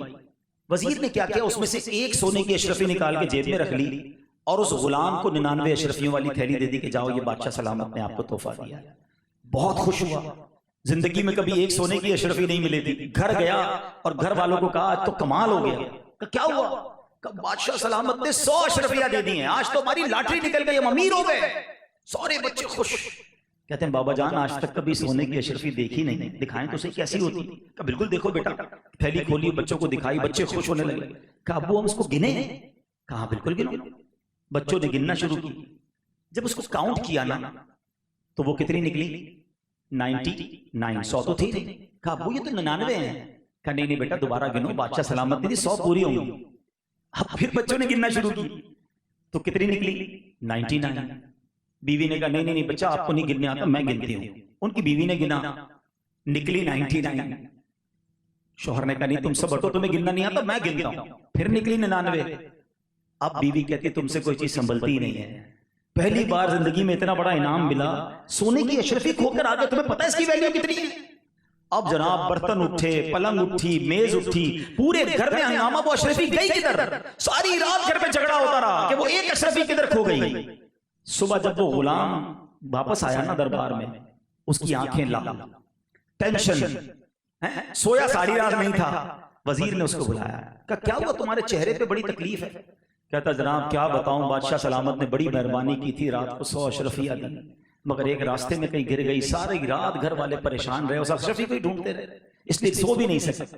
وزیر نے وہ اشرفی نکالی اور وہ اس غلام کو دی کہ بیٹا یہ میرے پاس رہ گئی تھی, لے جاؤ. اب جو اس نے بادشاہ سے بات کی نا, وہ بات میں آپ سب سے کرنا چاہتا ہوں. ہماری زندگی میں بہت سکون آ جائے گا, شکر والے بندے بن جاؤ گے. ذرا غور سے سننا.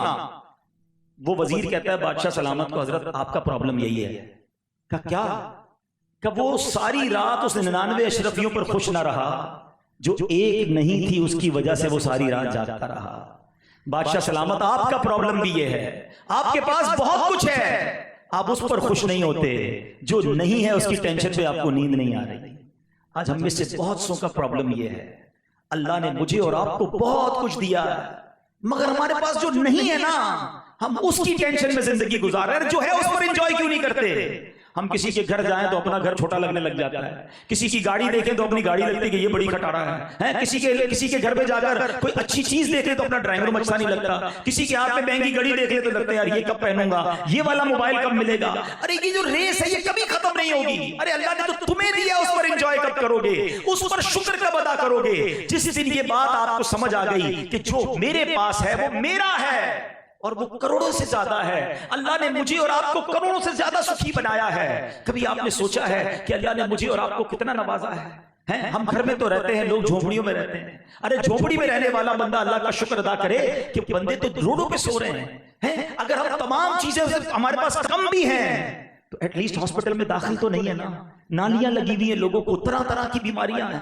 خدا را شکر ادا کرنے والے بنو. اللہ تعالی ہمیں جو ہے وہ اپنی رضا پر راضی رہنے کی توفیق عطا فرمائے, آمین.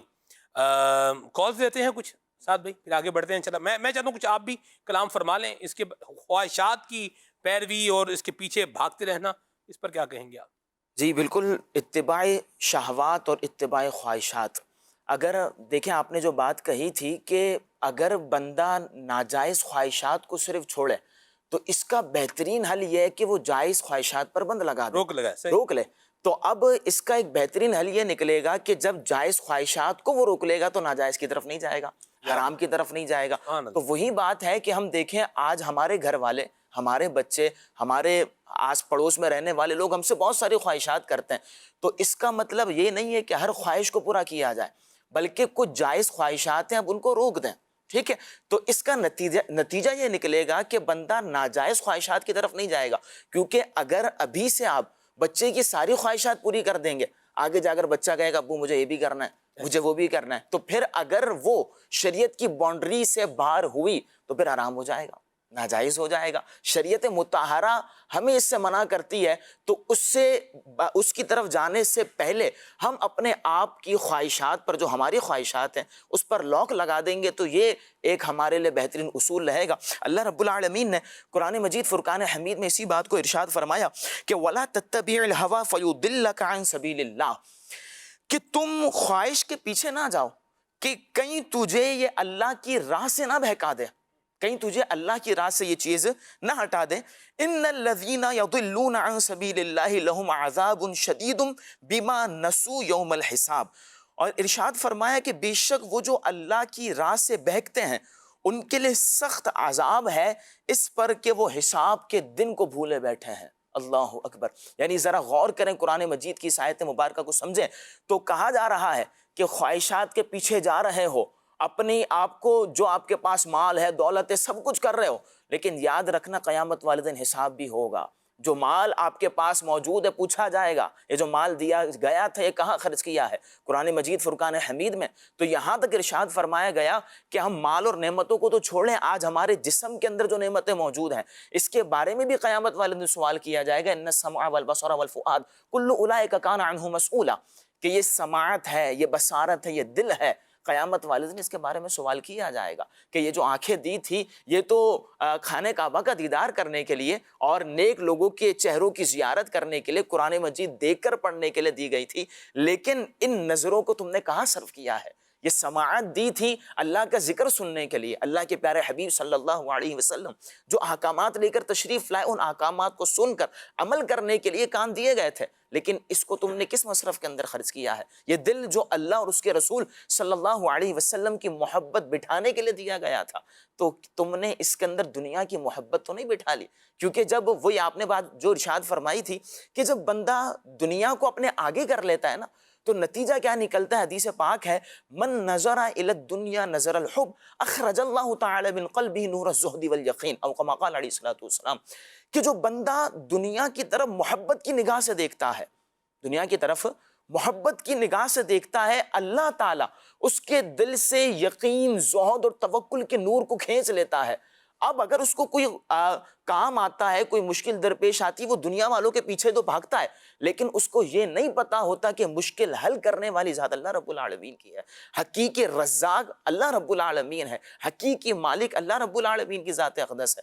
تو وہ جب دنیا والوں کی طرف جاتا ہے تو پھر دنیا کا ہو جاتا ہے، پھر اللہ رب العالمین کی ذات پر توکل نہیں رہتا. تو اتباع شہوات سے ہمیں بچنا ضروری ہے. اب یہاں پر یہ بھی سوال پیدا ہوتا ہے کہ بھئی اسلام تو ہمیں ہماری خواہشات کو روک دیتا ہے، کیا ہم اپنی منمانی چیزیں بھی نہیں کر سکتے؟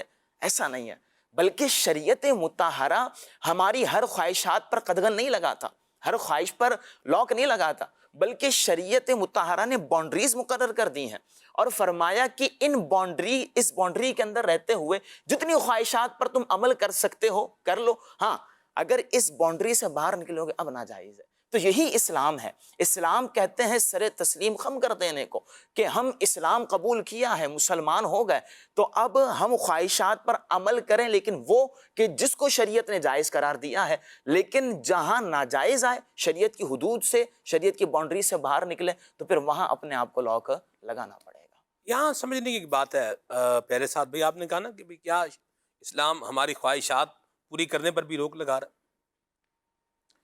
آپ دیکھیں، آپ گاڑی ڈرائیو کرتے ہیں، کار وغیرہ بھی ڈرائیو کیا ماشاءاللہ، آپ کو تو تجربہ ہے، ہم نے تو دیکھا ہے. انسان کی گاڑی اگر 120 کلومیٹر فی گھنٹہ کی رفتار پر چل رہی ہو اور بریک لگانی ہو تو بندہ کہاں پہ بریک لگاتا ہے؟ جیسے مثال کے طور پر آپ بھائی ذرا تھوڑا ماسٹر سوئچ کریں، یہ ہے نا، یہ ہماری ایل سی ڈی پر جو ہے نا اگر آگے بریک لگانی ہو، ٹھیک ہے، گاڑی آپ کی پیچھے سے چلتی آ رہی ہے اور آگے کیا ہے ایل سی ڈی لگی ہے، تو آپ بریک کہاں سے شروع کریں گے؟ وہاں سے، دروازے سے شروع کریں گے نا، ایسا ہی ہے. آہستہ کریں گے تو وہ 120 سے جو ہے نا وہ کم ہوتا ہوتا ہوتا ہوتا ہوتا کیا ہے یہاں پر آگ گاڑی کیا ہو جائے گی، رک جائے گی. ٹرین کی بریک لگانے کے لیے کئی کلومیٹر پہلے، غالباً 3 کلومیٹر کم و بیش وہ بتاتے ہیں، وہ پہلے بریک لگانا کیا ہو جاتی ہے، شروع ہو جاتی ہے. ایمرجنسی بریک بھی ایک ہوتی ہے، گاڑی میں بندہ بات کر کیا کرتا ہے، ایمرجنسی بریک لگاتا ہے. ایمرجنسی بریک بعض اوقات دوسرے کو ہٹ کر دیتی ہے، اور دوسرے کو ہٹ نہ بھی کرے تو جو اندر بیٹھا ہوا ہے اس کو کچھ نہ کچھ ضرور کر دیتی ہے۔ اللہ رحمت فرمائے، ہر طرح کی آزمائش سے جو ہے وہ بچائے۔ تو بعض اوقات ایک شخص تھا، وہ 180 کلومیٹر فی گھنٹہ کی رفتار پہ گاڑی جو ہے وہ چلا رہا تھا، اور پھر کیا کیا، ایک بریک، ایک تو لمٹ ایکسپلیڈ کر دی نا، 120 پہ ڈالنا تھا تو کہاں چلا گیا، 180 پہ چلا گیا۔ پھر کیا ہوا، پھر بریک جو ہے نا وہ لگائی، بریک لگائی تو کیا ہوا سعد بھائی، جو ہے نا وہ کہنے والے جو ہے نا وہ بتانے والے بتاتے ہیں، ہم نے دیکھا تو ہے نہیں کہ وہ گاڑی پھر کیا ہوئی، وہ کلا بازیاں جو ہے وہ کھا رہی ہے، اور بندے جو ہیں جتنے تھے وہ بیچ میں سارے کیا ہو گئے، فوت ہو گئے۔ بریک لگانے کے لیے پیچھے سے ہی جہاں جس نقطے پر آپ کو سٹاپ کرنا ہے، یہ نہیں اس پر پہنچ کر اب بریک لگائیں گے، ادھر پہنچ کے بریک لگائیں گے تو پھر کیا ہے، آگے نکل جائیں گے۔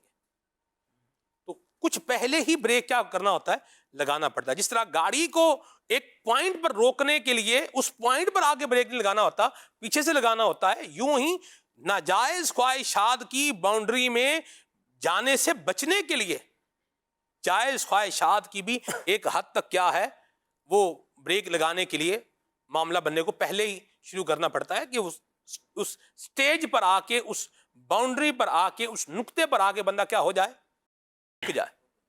بڑی خوبصورت حدیث پاک ہے نا، الحلال بین والحرام بین وبینہما امور مشتبہات ومن وقع فی الشبہات وقع فی الحرام الا وان لکل ملک حما، کہ حلال بھی بالکل واضح ہے، حرام بھی واضح ہے، ان کے درمیان کچھ مشتبہ چیزیں ہیں کہ جنہیں بہت سے لوگ نہیں جانتے، جب ان میں پڑھتے ہیں تو پھر پڑھتے پڑھتے حرام میں چلے جاتے ہیں۔ وہ بڑی خوبصورت بات، قریب سے لگائیں گے بریک تو یا تو خود کو نقصان دے دیں گے، یا جہاں رکنا تھا وہاں رک نہیں پائیں گے، ایسا ہی ہے، اس سے آگے چلے جائیں گے۔ ایسی بات۔ اور جو مقرب لوگ ہوتے ہیں وہ احتیاطاً اسپیڈ کرتے ہی نہیں ہیں، یعنی کہ وہ جو کہا گیا نا کہ حسنات الابرار سیئات المقربین، اللہ کے جو نیک بندے ہوتے ہیں وہ عام طور پر اپنے آپ کو اس قدر آزاد تصور نہیں کرتے، جیسے حدیث پاک میں فرمایا گیا کہ اللہ تعالیٰ کی جو محرمات ہیں، جو حرام کردہ اشیاء ہیں، ان کو ریڈ زون قرار دیا گیا ہے کہ ان کے قریب بھی نہیں جانا، اگر قریب جاؤ گے تو پڑ جاؤ گے، حرام میں پڑ جاؤ گے۔ تو اسی طرح جو اللہ کے نیک بندے ہوتے ہیں وہ اپنے نفس پر گرفت اور کنٹرول زیادہ رکھتے ہیں، وہ اپنے آپ کو اتنا آزاد تصور ہی نہیں کرتے کہ ان کو اینڈ ٹائم پہ جا کر بریک لگانے کی حاجت ہو اور پھر اس سے کوئی نقصان ہو۔ اللہ رحمت فرمائے۔ جو ایکسٹرا ایڈونچرس ہوتا ہے نا، وہ پھر جان کی بازی ہار جاتا ہے۔ اللہ ہمیں عافیت عطا فرمائے، ایسا نہ ہو کہیں ایمان کی بازی سے ہٹ جائے۔ تو عافیت کا، سلامتی کا وہی رستہ ہے جو صلحاء اولیاء نے ہمیں بتایا ہے۔ اپنی تشریحات، اپنی انٹرپریٹیشن اور اپنے معاملات کو لے کر کے بندہ اگر کہیں نکلے گا تو شاید منزل سے بہت دور چلا جائے گا۔ اللہ ہمیں عافیت عطا فرمائے۔ تو یہ خواہشات کی پیروی سے اپنے آپ کو بچانا چاہیے، دنیا کی محبت سے بھی اپنے آپ کو بچائیں۔ سب کچھ نہیں ملتا، یہ بات بالکل حق ہے اور سچ ہے، دنیا کی محبت سے اپنے آپ کو بچائیں۔ آئیے اس پر ہم آپ کو ویڈیو پیکیج دکھاتے ہیں۔ دل کی حفاظت، کہ دل کو پاک رکھے، صاف رکھے، دل کو زنگ لگنے سے بچائے۔ جی ہاں، حدیث میں آتا ہے جس طرح لوہے کو زنگ لگ جاتا ہے، دلوں کو بھی زنگ لگ جاتا ہے، اور دلوں کا زنگ دور کرنے کا علاج موت کی یاد اور قرآن پاک کی تلاوت ہے۔ دل بھی کالا ہو جاتا ہے، جب تم گناہ کرتے ہو تو تمہارے دل پر ایک کالا نقطہ، سیاہ نقطہ لگ جاتا ہے، پھر گناہ کر تو پھر ایک کالا نقطہ لگ جاتا ہے، بندہ گناہ کرتا رہتا ہے یہاں تک کہ اس کا دل کالا ہو جاتا ہے، سیاہ ہو جاتا ہے، بلیک ہارٹ جس کو کہتے ہیں۔ اور اس کی علامت یہ بتائی گئی ہے جب دل کالا ہو جاتا ہے تو اب اس پر نصیحت اثر نہیں کرتی، اللہ کی پناہ۔ اب سوچئے دل کا کالا ہو جانا یہ کتنی بڑی پنشمنٹ ہے، کتنی بڑی سزا ہے دل کا کالا ہو جانا، لذت کا چلا جانا۔ بنی اسرائیل کا واقعہ ہے کہ ایک شخص بہت گناہ کرتا تھا، بہت گناہ کرتا تھا، اس نے اپنے رب سے عرض کی، یا اللہ میں تیری اتنی نافرمانی کرتا ہوں، تو کبھی مجھے سزا ہی نہیں دیتا، تو نے میری کبھی پکڑ کی ہی نہیں ہے، تیری اتنی نافرمانی کرتا ہوں۔ اطلاع دی جاتی ہے، تجھے کیسے لگتا ہے کہ ہم نے تیری پکڑ نہیں کی ہے؟ کیا ہم نے تجھ سے عبادت کی لذت نہیں لے لی؟ عبادت میں لذت کا نہ ہونا یہ کیا کم سزا ہے یار؟ نماز کی توفیق چلی جانا کیا یہ کم سزا ہے؟ گناہ کا راس آ جانا یہ کیا کم سزا ہے؟ آنکھوں سے خوف خدا سے آنسو کا نکلنا بند ہو جانا، کیا یہ کم سزا ہے؟ تلاوت کرتے کرتے تلاوت کا چھوٹ جانا، درود پاک پڑھتے پڑھتے درود پاک کا چھوٹ جانا، نیکی کرتے کرتے نیکی کا چھوٹ جانا، عبادت کی توفیق کا سلب ہو جانا، کیا یہ کم سزا ہے؟ جس سے یہ عبادت اور نیکی کی توفیق جاتی رہے اور ساتھ ساتھ اس کے ساتھ آسائش اور آسانیاں اور مال و دولت اور جائیداد اور دیگر چیزوں میں اضافہ ہوتا رہے، اور کوئی کہے کہ یار یہ آج کل نوازا جا رہا ہے، اس پہ بڑا کرم ہو رہا ہے، تو کمپیریزن کر لیں کہ مطلب کہ حدیث پاک میں تو آیا ہے باقی رہنے والی کو فنا ہو جانے والی پر فوقیت دو، ترجیح دو۔ پریورٹی کس کی ہے؟ جو باقی رہنے والی ہے وہ آخرت، اور جو فنا ہونے والی ہے وہ دنیا۔ دنیا کی لذت کے لیے بندہ آخرت کا لاس تو نہیں گوارا کرے گا۔ جو آخرت اور نیکیوں سے معاذ اللہ اس کو کمپرومائز کرنے کے لیے تیار ہے کہ یار اس کی چلو کم ہو جائے تو ہو جائے، یہ مل جائے۔ میں ایک سے بات کر رہا تھا کہ یار اب مال ہے، پیسہ سب کچھ ہے تو سب کچھ ہے، یار کیا دماغ میں بیٹھ گیا ہے، مال سے دولت سے دوا ملتی ہے، شفا نہیں ملتی، دولت سے دوست بنے گا، وفا نہیں ملے گی، دولت سے آسائش تو خرید سکتے ہیں، سکون نہیں خرید سکتے۔ سکون اللہ کے ذکر میں ہے، الا بذکر اللہ تطمئن القلوب، سن لو دلوں کا اطمینان اللہ کے ذکر میں ہے۔ کئی آسائشوں نے لوگوں کا سکون برباد کر دیا۔ جب تک آسائشیں نہیں تھی تب تو بغیر گولی کھائے نیند آ جاتی تھی، جب دولت و مال نہیں تھا تو سکون سے سو جاتے تھے۔ اب تو یہ سب چلا گیا، وہ آ گیا جس کا انتظار تھا، وہ چلا گیا جو میرا سکون تھا۔ اللہ پاک ہمارے حال پر رحم فرمائے۔ تقوی، پرہیزگاری، گناہوں سے دور رہنا، گناہ چھوڑ دینا، پرہیزگاری اختیار کرنا۔ اللہ پاک متقیوں کے ساتھ ہے، یعنی اس کی تفسیر میں لکھا ہے کہ اللہ پاک انہیں کامیابی عطا فرماتا ہے اور ان کی مدد فرماتا ہے۔ جب مدد اللہ کرے، کامیابی اللہ دے، تو پھر اس آدمی کو کون اس کی ترقی کو روک سکتا ہے یار؟ اور جان لو کہ اللہ تعالیٰ متقیوں کے ساتھ ہے، تقوی والوں، ھدی للمتقین، قرآن متقیوں کے لیے ہدایت ہے، اور تقوی اختیار کرنا چاہیے۔ گناہ سے اللہ بچنے کی توفیق عطا فرمائے۔ اللہ تعالیٰ ہمیں دنیا کی محبت سے بچائے، اپنی اور اپنے محبوب کی محبت نصیب فرمائے، آمین۔ آئیے کچھ کالز کو شامل کرتے ہیں۔ جی وہاں میں میرا سوال یہ ہے کہ ہر انسان کو اس کے نصیب میں جو لکھا ہوتا ہے وہ ضرور مل کر رہتا ہے، تو انسان زیادتی کی طلب میں رہتا ہے، تو اس کے کیا وجوہات ہیں اور اس عادت سے انسان کیسے چھٹکارا پائے؟ جی احمد رضا بھائی۔ ہر انسان زیادتی کی طلب میں رہتا ہے۔ انسان اگر عاقبت پر غور کرے کہ کتنی زیادتی تو اتنی بھی ہو کہ سونے کی ایک وادی ہو تو دوسرے کی طلب رہنی ہے۔ یہ زیادتی، یہ جو خواہش ہے زیادتی کی تو بھرنی ہی نہیں، اس کا تو پیارے آقا علیہ السلام نے بھی فرما دیا۔ تو جتنا مل گیا اسی پر اکتفا کر لیں، تو یہ زیادتی اس میں بھی ہونے لگ جائے گی جب شکر آ جائے گا کہ لئن شکرتم لازیدنکم۔ اور پھر اب وہ جو زیادتی کی طلب کر کے خود کو خود ہی نقصان دینا ہے اس تھوڑے پر، یہ جو کہ بہت زیادہ ہے، جسے یہ تھوڑا سمجھتا ہے اس زیادتی کو دیکھتے ہوئے اس بہت زیادہ پر یہ اکتفا نہیں کر پاتا، تو خود ہی خود کو نقصان دے رہا ہے، ان اتنی ساری نعمتوں سے فائدہ نہیں اٹھا پا رہا ہے۔ اتنا کچھ ہونے کے باوجود بھی ایسے کہ جیسے بے سر و سامان ہوتا ہے، ایک غریب ہوتا ہے، غریب الوطن ہوتا ہے، علاقہ بھی اپنا نہ ہو، زاد راہ بھی نہ ہو، اور دور کی منزل ہو، وہی بس دیکھ رہا ہو۔ تو ایسی عجیب سی کیفیت ہے۔ زیادتی کی طرف غور و فکر کرنا یا زیادتی ہی کی طرف نظر رکھنا، یہ انسان کو موجودہ نعمتوں سے بھی فائدہ نہیں لینے دیتی، خوشیوں کا قاتل ہے، خوشیوں کا قاتل۔ یہ جو مزاج ہے، انداز ہے، یہ خوشیوں کا کیا ہے؟ قاتل ہے۔ جو ہے اس کی خوشی محسوس نہیں ہونے دے گا، اور جو نہیں ہے وہ تو ہے ہی نہیں۔ ٹھیک ہے، اللہ عافیت عطا فرمائے۔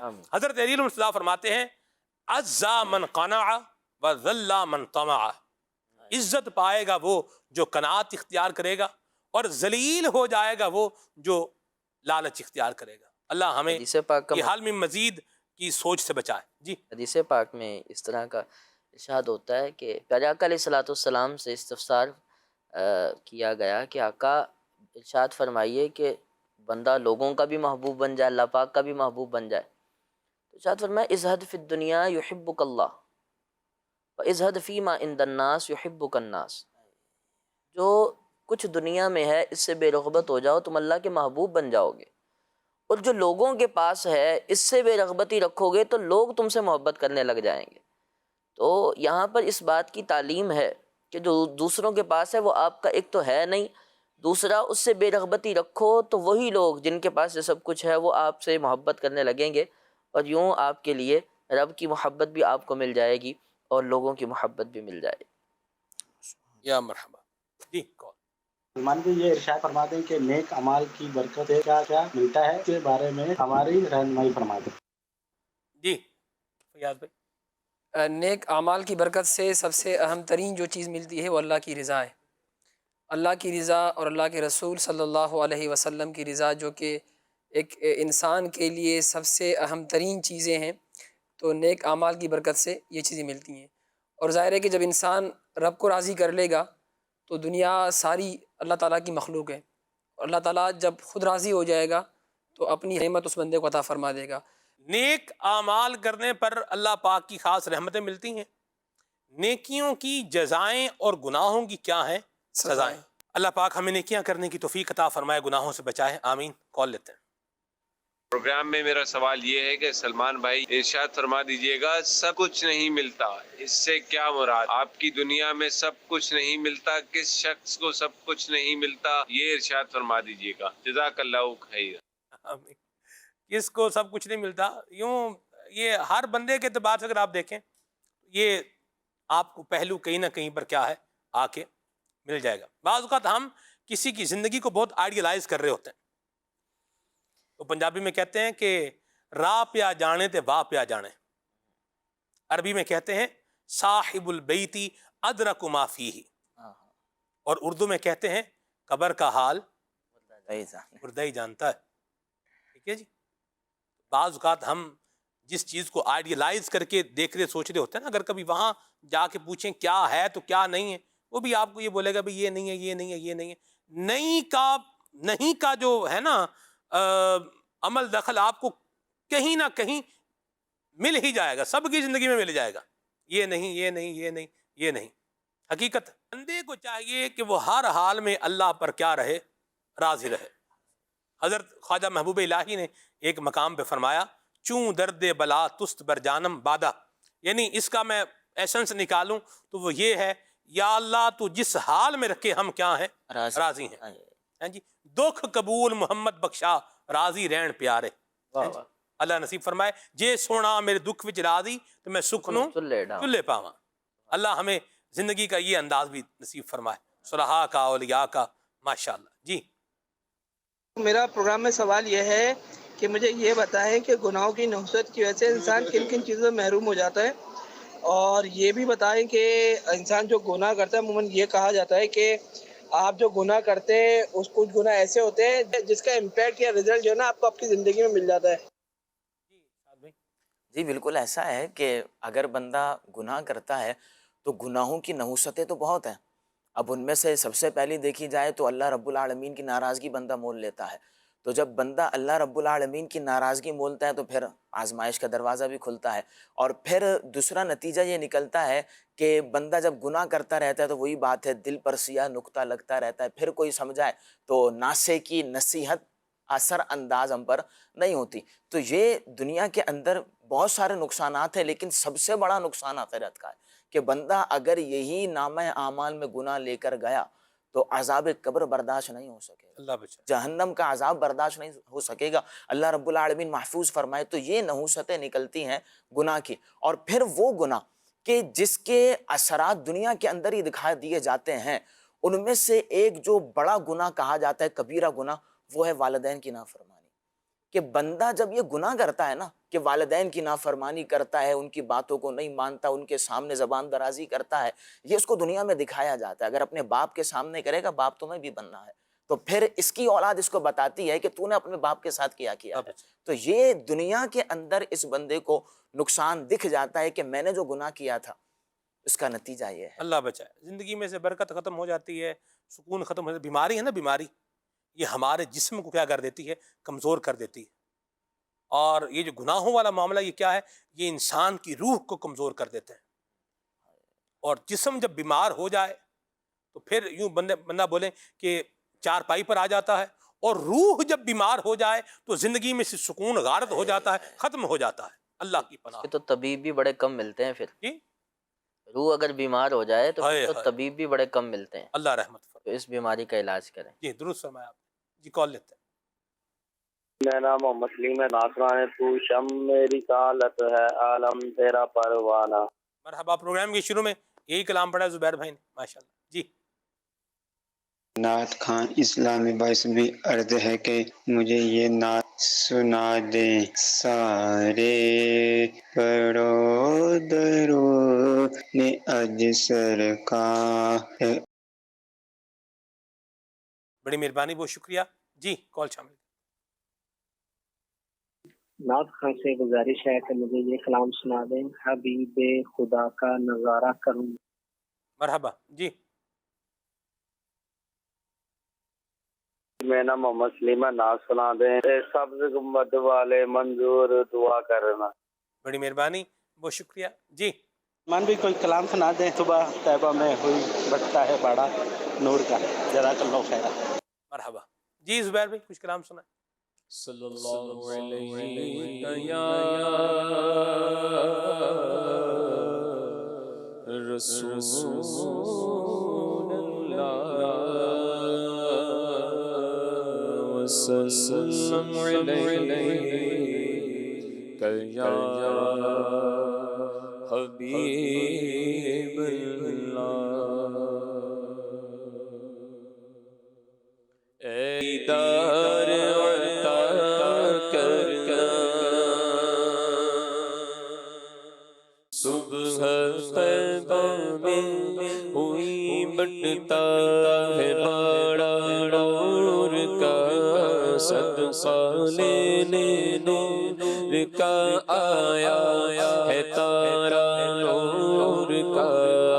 اللہ اللہ اللہ اللہ اللہ اللہ، تیری نسل پاک میں ہے بچہ بچہ نور کا، تیری نسل پاک میں ہے بچہ بچہ نور کا، تیری نسل پاک میں ہے بچہ بچہ نور کا، تو ہے عین نور تیرا سب گھرانہ نور کا۔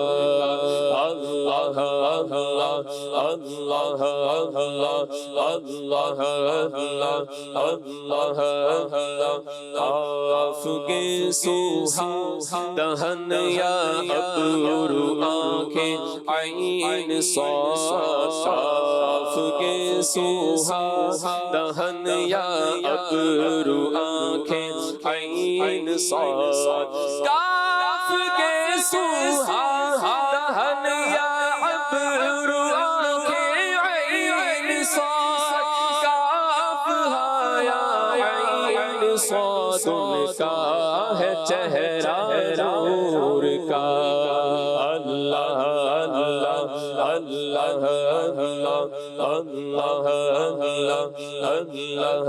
اللہ، اے رضائے احمد نوری کا فیض نور ہے، رضا چھے رضا پیارے رضا مرشد رضا، اے رضائے احمد نوری کا فیض نور ہے، ہو گئی میری غزل بڑھ کر قصیدہ نور کا۔ اللہ اللہ اللہ اللہ جل جلالہ۔ اللہ تبارک و تعالی ہم سب کو صبر کرتے ہوئے، شکر کرتے ہوئے، اس کی قضا اس کی رضا پر راضی رہتے ہوئے زندگی گزارنے کی توفیق عطا فرمائے، اور اس کے لیے اللہ تعالی ہم سب کو دعوت اسلامی کے دینی ماحول سے وابستہ رہنے اور یہ اچھے اخلاق، یہ اچھی سوچ، یہ اچھا ذہن بنانے کے لیے دعوت اسلامی کے دینی کام کرنے، مدنی قافلوں میں سفر کرنے، ہفتہ وار سنت بھرے اجتماع میں شرکت کرنے کے اللہ ہمیں توفیق عطا فرمائے۔ مدنی چینل دیکھتے رہیں، دوسروں کو اس کے دیکھنے کی دعوت دیتے رہیں۔ سبحانک اللہم و بحمدک، اشہد ان لا الہ الا انت، استغفرک و اتوب الیک۔ آئیے صلاۃ و سلام پڑھتے ہیں۔ مصطفیٰ جان رحمت پہ لاکھوں سلام، شمع بز میں ہدایت پہ لاکھوں سلام، جی سوہانی گھڑی چمکا طیبہ کا چاند، جی سوہانی گھڑی چمکا طیبہ کا چاند، جی سوہانی گھڑی چمکا طیبہ کا چاند، اس دل افروز ساعت پہ لاکھوں سلام، شمع بز میں ہدایت پہ لاکھوں سلام، مصطفیٰ جان رحمت پہ لاکھوں سلام، شمع بز میں ہدایت پہ لاکھوں سلام، مجھ سے خدمت کے قدسی کہے ہاں رضا، مجھ سے خدمت کے قدسی کہے ہاں رضا، مجھ سے خدمت کے قدسی کہے ہاں رضا، مصطفیٰ جان رحمت پہ لاکھوں سلام، شمع بز میں ہدایت پہ لاکھوں سلام، شمع بز میں ہدایت پہ لاکھوں سلام۔ ہو ذکر رب کا صبح ایسے گو شروع اپنی، خدا رہے راضی ہے یہ آرزو اپنی، کھلے آنکھ صلی اللہ کہتے کہتے، کھلے آنکھ صلی